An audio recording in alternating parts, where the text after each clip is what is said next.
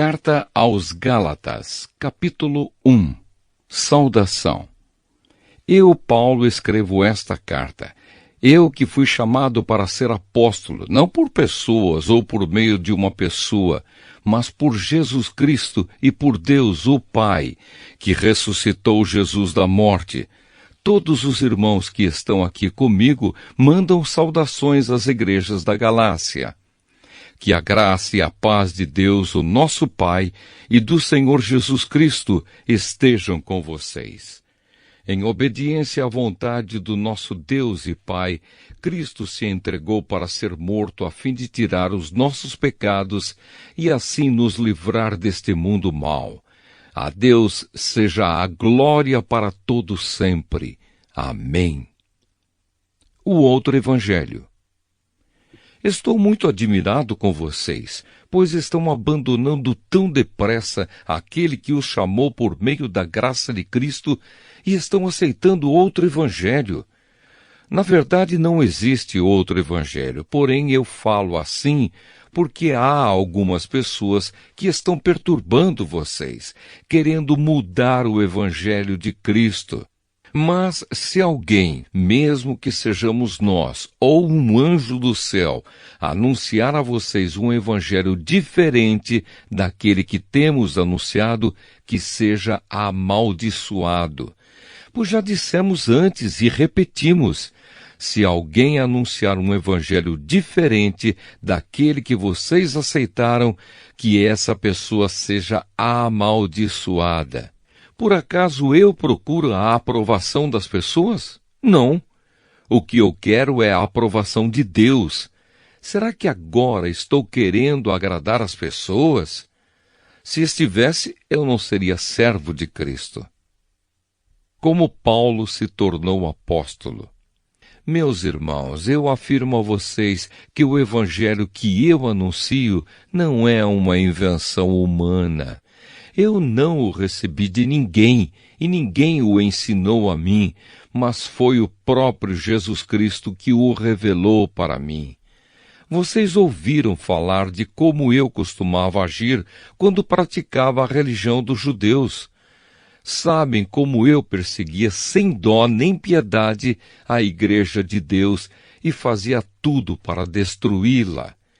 Quando praticava essa religião, eu estava mais adiantado do que a maioria dos meus patrícios da minha idade e seguia com mais zelo do que eles as tradições dos meus antepassados. Porém, Deus, na sua graça, me escolheu antes mesmo de eu nascer e me chamou para servi-lo. E quando ele resolveu revelar para mim o seu filho, a fim de que eu anunciasse aos não-judeus a boa notícia a respeito dele, eu não fui pedir conselhos a ninguém, e também não fui até Jerusalém para falar com aqueles que eram apóstolos antes de mim. Pelo contrário, fui para a região da Arábia e depois voltei para Damasco.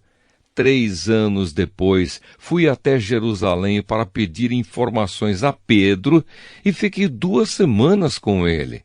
E não falei com nenhum outro apóstolo, a não ser com Tiago, irmão do Senhor. O que estou escrevendo a vocês é verdade. Deus sabe que não estou mentindo. Depois fui para as regiões da Síria e da Cilícia. Durante esse tempo, as pessoas das igrejas da Judéia não me conheciam pessoalmente. Elas somente tinham ouvido o que outros diziam. Aquele que antes nos perseguia está anunciando agora a fé que no passado tentava destruir. E louvavam a Deus por minha causa. Carta aos Gálatas, capítulo 2. Paulo e os outros apóstolos.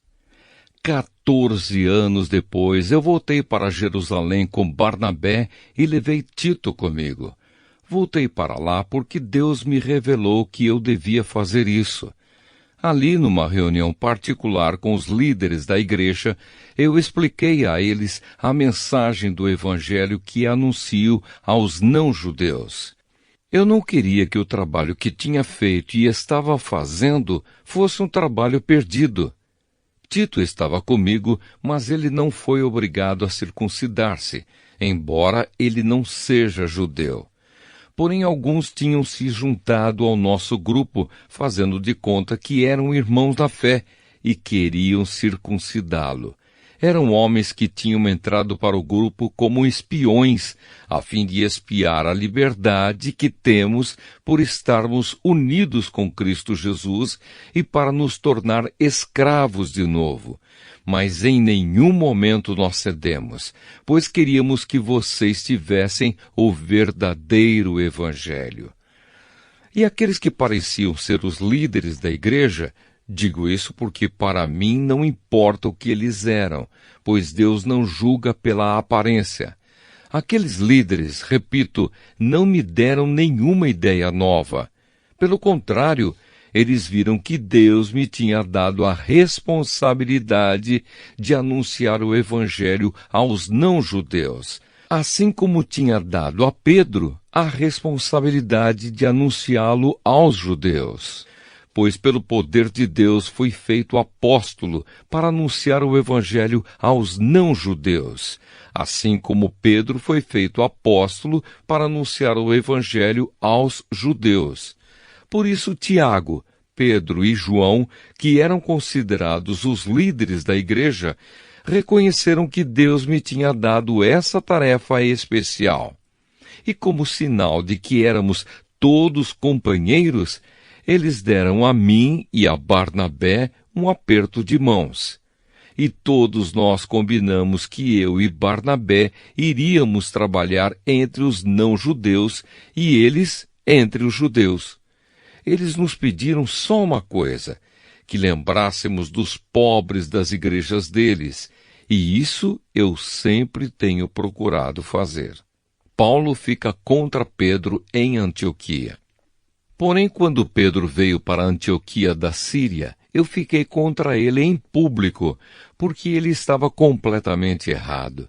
De fato, antes de chegarem ali alguns homens mandados por Tiago, Pedro tomava refeições com os irmãos não-judeus. Mas depois que aqueles homens chegaram, ele não queria mais tomar refeições com os não-judeus, porque tinha medo dos que eram a favor de circuncidar os não-judeus. E também os outros irmãos judeus começaram a agir como hipócritas, do mesmo modo que Pedro. E até Barnabé se deixou levar pela hipocrisia deles. Quando vi que eles não estavam agindo direito, de acordo com a verdade do Evangelho, eu disse a Pedro, na presença de todos: "Você é judeu, mas não está vivendo como judeu, e sim como não-judeu. Então como é que você quer obrigar os não-judeus a viverem como judeus?" Os judeus e os não-judeus são salvos pela fé. O fato é que nós somos judeus de nascimento e não pecadores não-judeus, como eles são chamados. Mas sabemos que todos são aceitos por Deus somente pela fé em Jesus Cristo e não por fazerem o que a lei manda. Assim nós também temos crido em Cristo Jesus, a fim de sermos aceitos por Deus pela nossa fé em Cristo e não por fazermos o que a lei manda. Pois ninguém é aceito por Deus por fazer o que a lei manda. Ao procurarmos ser aceitos por Deus por estarmos unidos com Cristo, fica claro que somos pecadores como os não-judeus. Mas será que isso quer dizer que Cristo trabalha em favor do pecado? Claro que não. Se eu, depois de ter destruído a lei, começar a construí-la de novo como meio de ser aceito por Deus, aí sim fica claro que eu havia quebrado a lei. Pois quanto à lei, estou morto, morto pela própria lei, a fim de viver para Deus. Eu fui morto com Cristo na cruz. Assim, já não sou eu quem vive, mas Cristo é quem vive em mim. E esta vida que vivo agora, eu a vivo pela fé no Filho de Deus, que me amou e se deu a si mesmo por mim. Eu me recuso a rejeitar a graça de Deus, pois se é por meio da lei que as pessoas são aceitas por Deus, então a morte de Cristo não adiantou nada. Carta aos Gálatas, capítulo 3. Lei ou fé? Ó Gálatas sem juízo, quem foi que enfeitiçou vocês? Na minha pregação a vocês eu fiz uma descrição perfeita da morte de Jesus Cristo na cruz. Por assim dizer, vocês viram Jesus na cruz. Respondam somente isto. Vocês receberam o Espírito de Deus por terem feito o que a lei manda ou por terem ouvido a mensagem do Evangelho e terem crido nela? Como é que vocês podem ter tão pouco juízo? Vocês começaram a sua vida cristã pelo poder do Espírito de Deus e agora querem ir até o fim pelas suas próprias forças? Será que as coisas pelas quais vocês passaram não serviram para nada? Não é possível. Será que quando Deus dá o seu Espírito e faz milagres entre vocês, é porque vocês fazem o que a lei manda? Não será que é porque vocês ouvem a mensagem e creem nela? Lembrem do que as Escrituras Sagradas dizem a respeito de Abraão. Ele creu em Deus e por isso Deus o aceitou. Portanto, vocês devem saber que os verdadeiros descendentes de Abraão são os que têm fé. Antes que isso acontecesse, as Escrituras viram que Deus ia aceitar os não-judeus por meio da fé. Por isso, antes de chegar o tempo, elas anunciaram a boa notícia a Abraão, dizendo: por meio de você, Deus abençoará todos os povos. Abraão creu e foi abençoado. Portanto, todos os que creem são abençoados como ele foi. Os que confiam na sua obediência à lei estão debaixo da maldição de Deus, pois as Escrituras Sagradas dizem: quem não obedece sempre a tudo o que está escrito no livro da lei, está debaixo da maldição de Deus. É claro que ninguém é aceito por Deus por meio da lei, pois as Escrituras dizem: viverá aquele que por meio da fé é aceito por Deus. Mas a lei não tem nada a ver com a fé. Pelo contrário, como dizem as Escrituras, viverá aquele que fizer o que a lei manda. Porém, Cristo, tornando-se maldição por nós, nos livrou da maldição imposta pela lei. Como dizem as Escrituras, maldito todo aquele que for pendurado numa cruz.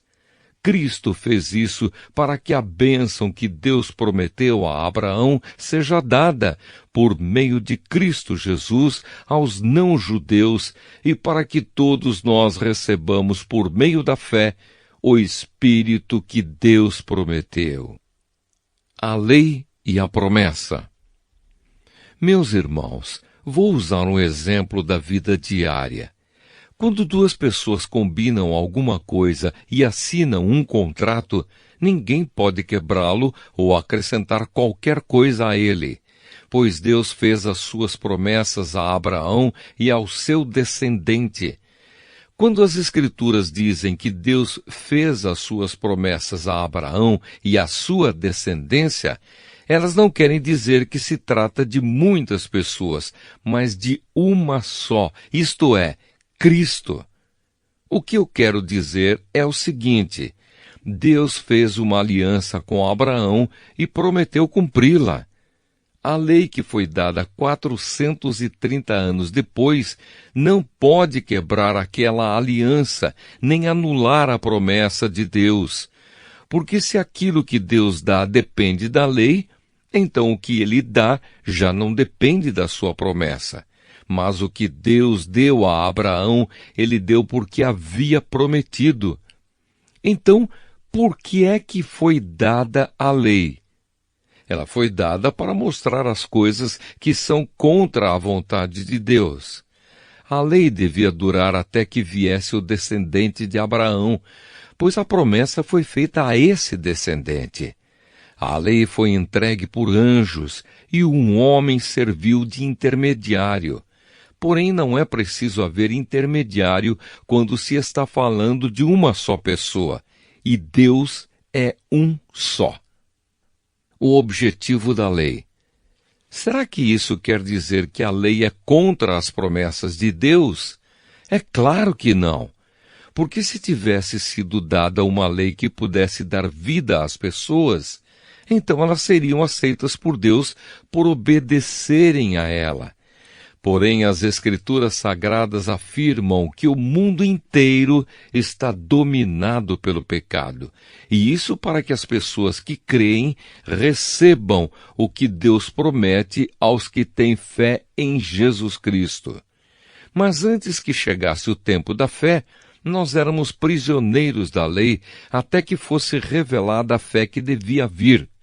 Assim a lei ficou tomando conta de nós até que Cristo viesse para podermos ser aceitos por Deus por meio da fé. Agora que chegou o tempo da fé, não precisamos mais da lei para tomar conta de nós. Pois por meio da fé em Cristo Jesus, todos vocês são filhos de Deus.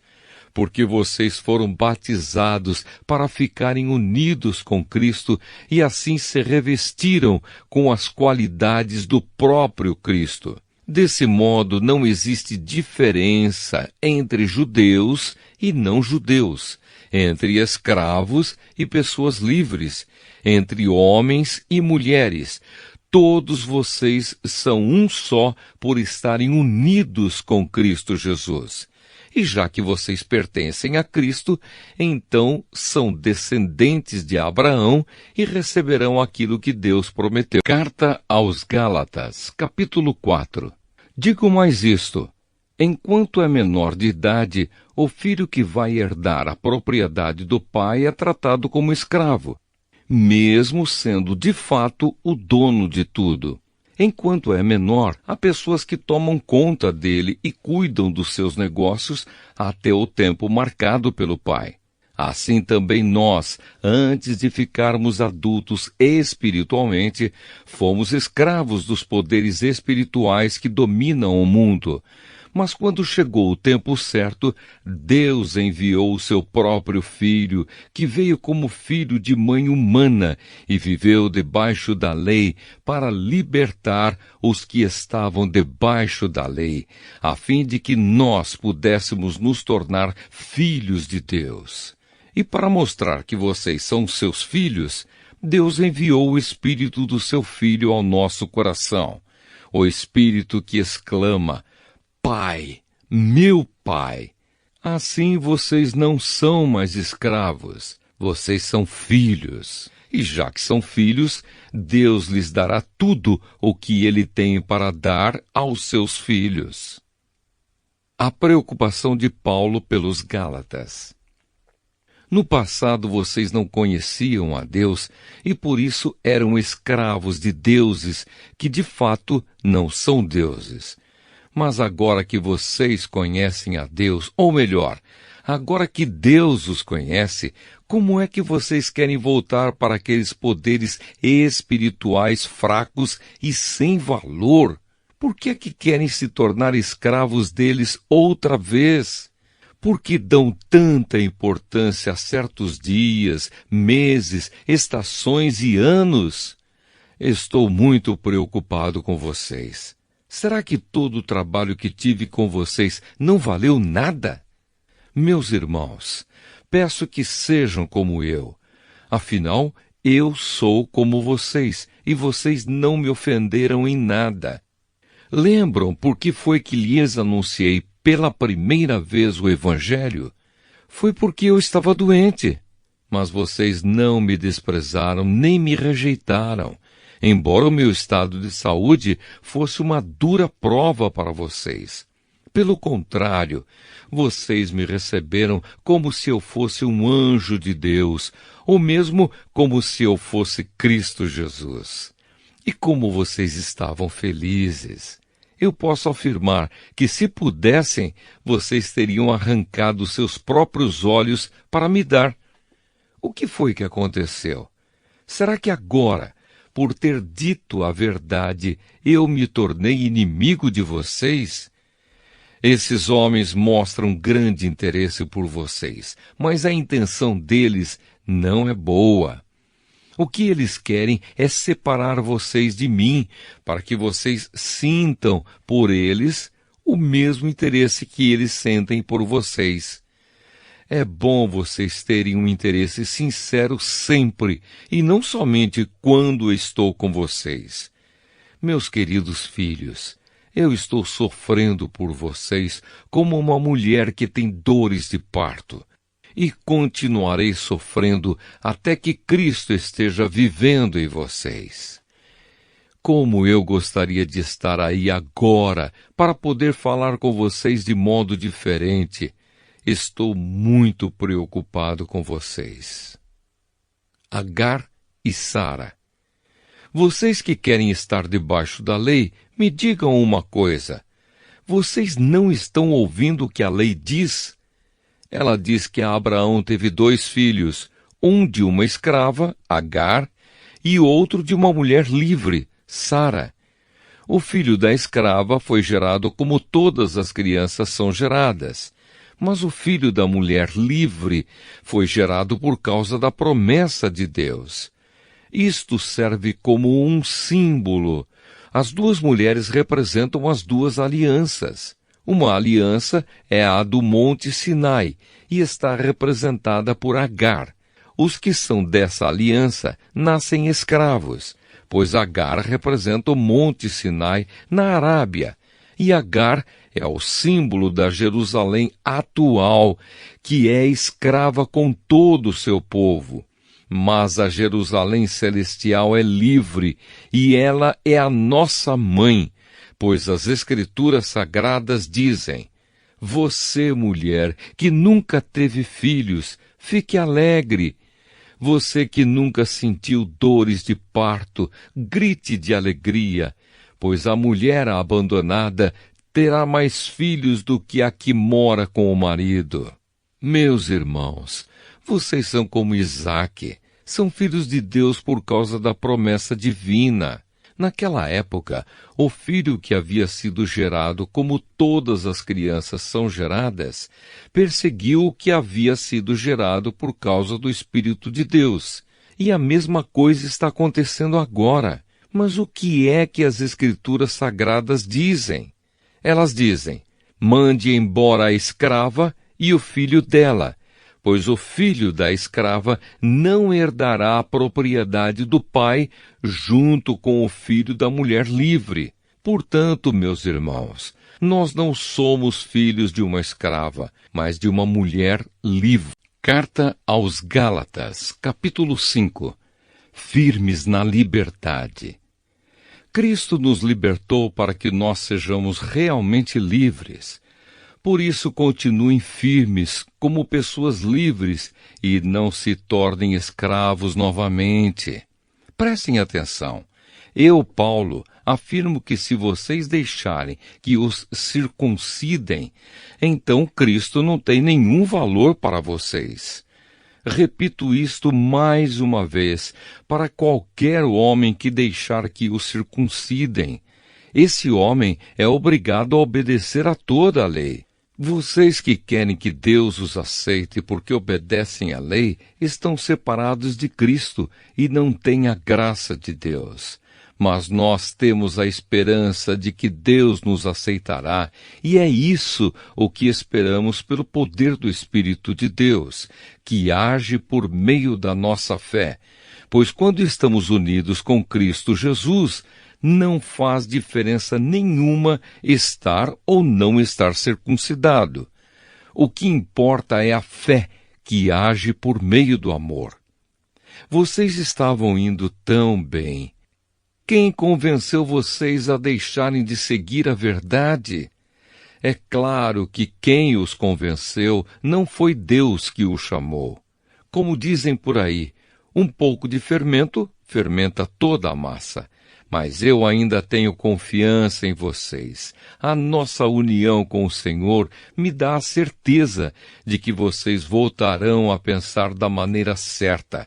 E também tenho certeza de que o homem que está perturbando vocês, seja ele quem for, será castigado por Deus. Porém, irmãos, se é verdade que eu continuo a anunciar que a circuncisão é necessária, por que é que sou perseguido? Se eu anunciasse isso, então a minha pregação a respeito da cruz de Cristo não causaria dificuldade para ninguém. E quanto a esses homens que andam perturbando vocês, eu gostaria que se castrassem de uma vez. Porém vocês, irmãos, foram chamados para serem livres, mas não deixem que essa liberdade se torne uma desculpa para permitir que a natureza humana domine vocês. Pelo contrário, que o amor faça com que vocês sirvam uns aos outros, pois a lei inteira se resume em um mandamento só: ame os outros como você ama a você mesmo. Mas se vocês agem como animais selvagens, ferindo e prejudicando uns aos outros, então cuidado para não acabarem se matando. O Espírito de Deus e a natureza humana. Quero dizer a vocês o seguinte: deixem que o Espírito de Deus dirija a vida de vocês e não obedeçam aos desejos da natureza humana. Porque o que a natureza humana quer é contra o que o Espírito quer, e o que o Espírito quer é contra o que a natureza humana quer. Os dois são inimigos e por isso vocês não podem fazer o que vocês querem. Porém, se é o Espírito de Deus que guia vocês, então vocês não estão debaixo da lei. As coisas que a natureza humana produz são bem conhecidas. Elas são a imoralidade sexual, a impureza, as ações indecentes, a adoração de ídolos, as feitiçarias, as inimizades, as brigas, as ciumeiras, os acessos de raiva, a ambição egoísta, a desunião, as divisões, as invejas, as bebedeiras, as farras e outras coisas parecidas com essas. Repito o que já disse: os que fazem essas coisas não receberão o reino de Deus. Mas o Espírito de Deus produz o amor, a alegria, a paz, a paciência, a delicadeza, a bondade, a fidelidade, a humildade e o domínio próprio. E contra essas coisas não existe lei. As pessoas que pertencem a Cristo Jesus crucificaram a natureza humana delas, junto com todas as paixões e desejos dessa natureza. Que o Espírito de Deus, que nos deu a vida, controle também a nossa vida. Nós não devemos ser orgulhosos, nem provocar ninguém, nem ter inveja uns dos outros. Carta aos Gálatas, capítulo 6. Ajudem uns aos outros. Meus irmãos, se alguém for apanhado em alguma falta, vocês que são espirituais devem ajudar essa pessoa a se corrigir. Mas façam isso com humildade e tenham cuidado para que vocês não sejam tentados também. Ajudem uns aos outros e assim vocês estarão obedecendo à lei de Cristo. A pessoa que pensa que é importante, quando de fato não é, está enganando a si mesma. Que cada pessoa examine o seu próprio modo de agir. Se ele for bom, então a pessoa pode se orgulhar do que fez, sem precisar comparar o seu modo de agir com o dos outros, porque cada pessoa deve carregar a sua própria carga. A pessoa que está aprendendo o Evangelho de Cristo deve repartir todas as suas coisas boas com quem a estiver ensinando. Não se enganem, ninguém zomba de Deus. O que uma pessoa plantar, é isso mesmo que colherá. Se plantar no terreno da sua natureza humana, desse terreno colherá a morte.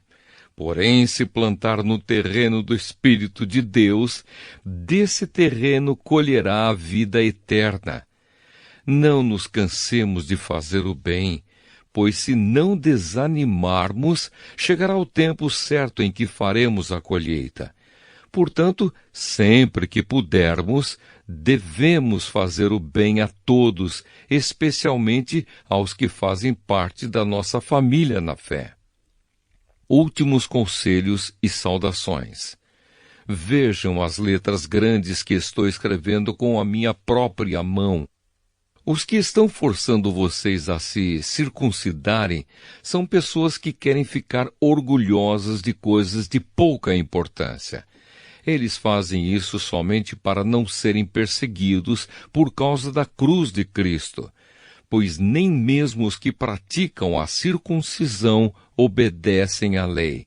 Porém, eles querem que vocês se circuncidem, para que eles possam se gabar de terem colocado o sinal da circuncisão no corpo de vocês. Mas eu me orgulharei somente da cruz do nosso Senhor Jesus Cristo, pois por meio da cruz o mundo está morto para mim, e eu estou morto para o mundo. Não faz nenhuma diferença se o homem é circuncidado ou não. O importante é que ele seja uma nova pessoa. E para todos os que seguem essa regra na sua vida, que a paz e a misericórdia estejam com eles e com todo o povo de Deus. Para terminar, que mais ninguém crie dificuldades para mim, pois as marcas no meu corpo mostram que sou escravo de Jesus. Bênção. Que a graça do nosso Senhor Jesus Cristo esteja com todos vocês, meus irmãos. Amém.